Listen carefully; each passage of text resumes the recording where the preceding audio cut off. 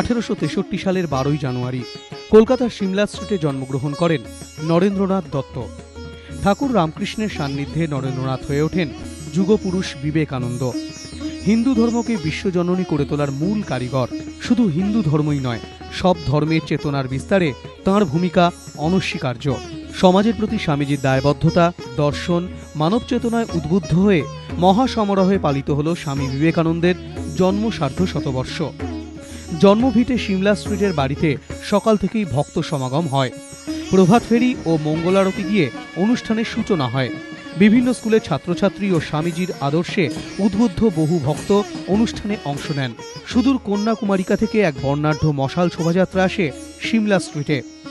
এদিন ভোরেই সিমলা স্ট্রিটের বাড়িতে যান প্রাক্তন রাজ্যপাল গোপাল কৃষ্ণ গাঁধী। বেশ কিছুক্ষণ স্বামীজির জন্মভিটে কাটান তিনি। এসেছিলেন বহু বিশিষ্ট জনেরাও।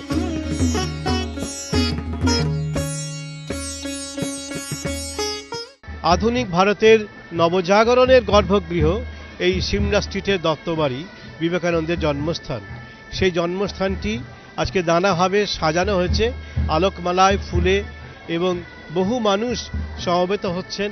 বিদ্যালয়ের, মহাবিদ্যালয়ের ছাত্রছাত্রীরা আসছেন এবং বহু নাগরিক আসছেন, বহু বিশিষ্ট নাগরিক আসছেন।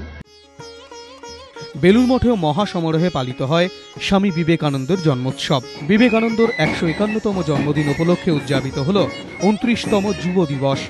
মঙ্গল আরতি দিয়ে অনুষ্ঠানের সূচনা হয়। স্কুল ছাত্রছাত্রীর বর্ণাঢ্য শোভাযাত্রা, পূজার্চনা ও নানা সাংস্কৃতিক অনুষ্ঠানের মধ্য দিয়ে পালিত হয় যুব দিবস। অনুষ্ঠানে উপস্থিত ছিলেন সংঘাধ্যক্ষ স্বামী আত্মস্থানন্দ।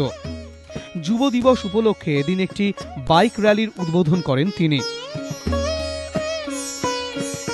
সকালবেলা শোভাযাত্রা করে এখানে আসে, সমবেত হয়, সব মন্দির প্রদক্ষিণ করে ওরা প্যান্ডেলে বসে, এবং ওরাই গান গায়, ওরাই আবৃত্তি করে, ওরাই স্বামীর উপর বক্তৃতা দেয়, ওরাই নাটক করে, এবং একজন মহারাজ থাকেন, তিনি এটা সভাপতিত্ব করেন। প্রায় 15,000 ডেলিগেট আসবেন।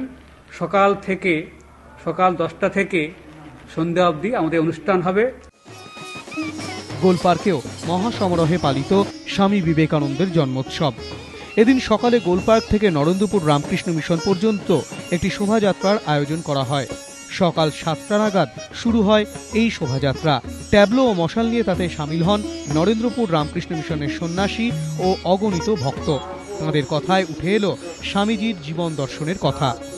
সঞ্চয়ন মিত্র, অর্ণব মুখোপাধ্যায়, সুভাষ বৈদ্য ও ভাস্কর ঘোষ, এবিপি আনন্দ।